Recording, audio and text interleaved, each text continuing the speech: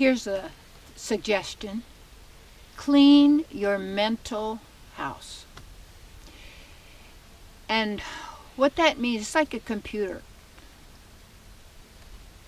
Today, Michael, the director, is working on the movies here that you're watching. And in the computer we're using was saying there were some glitches or whatever, and found out it was because it needed to be cleaned out of, more space, make more space and clean out that sort of, the old programs, you might say.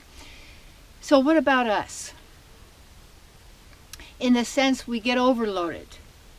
We have clutter in the mind, pettiness, old grudges, old dialogue, what I'm going to say next, what I coulda, shoulda, woulda, going on like this.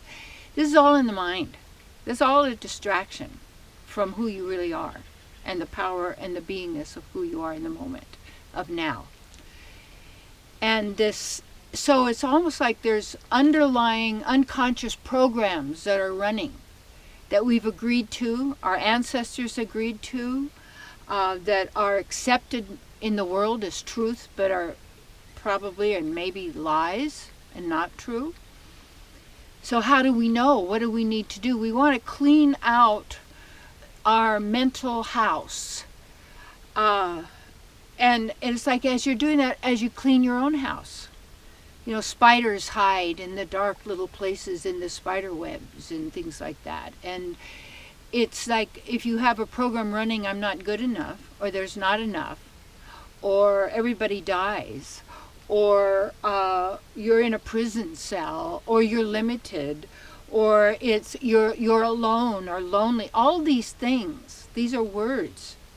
And these words, there's definitions and our own understanding, and each word is a world in a sense of all of these concepts that could be like hypnotic spells cast upon us.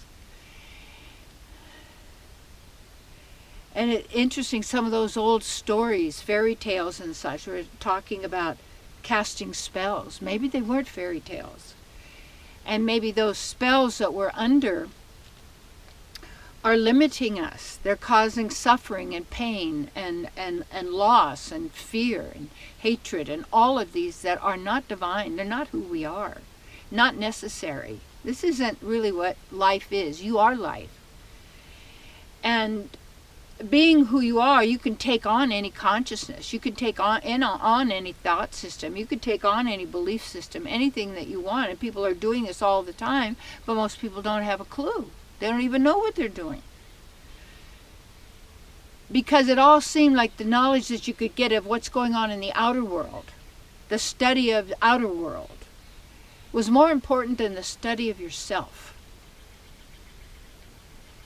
And they even made the word self-centered as bad. No, you are centered in yourself. But when you know who yourself is and you're being who your true self is, you're in harmony with all selves, all divine beings.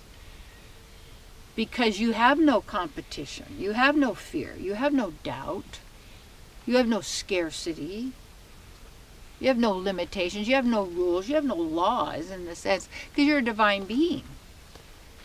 And yet we have agreed to the reality that we have.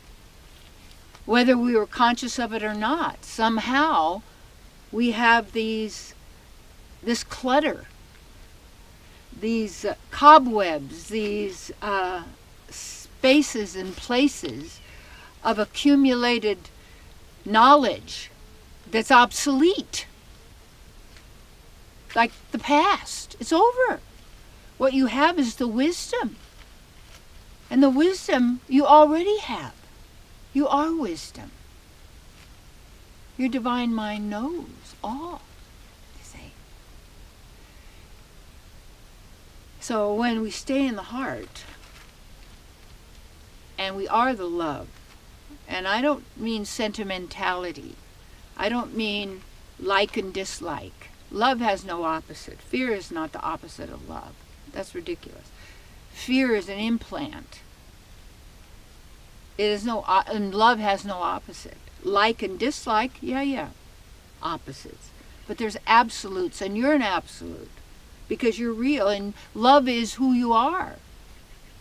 And who you are is multi-leveled in being and qualities, and yeah. The greatest and last frontier is not outer space, outer space, no, inner beingness and the full development of who we are. And that's got to be the greatest fulfillment and the greatest satisfaction. And if there's something you want to do, go do it. You say, yeah, but I'm not good at it. Who said good or bad? If you want to do it. You begin. And this is what someone told me years ago. One of those things that, you stick in your mind is that it's one encounter after the next. That's where you apply. It's that every moment you apply the divine knowledge. Yeah. So take a look. What's in that unconscious? What are, ask your conscious self to reveal to you what's in the unconscious. And then you can decide, do you want to agree with that or not? And break all those agreements that we've been using to self-destruct. And you can't be. You're indestructible. Yeah, you're eternity.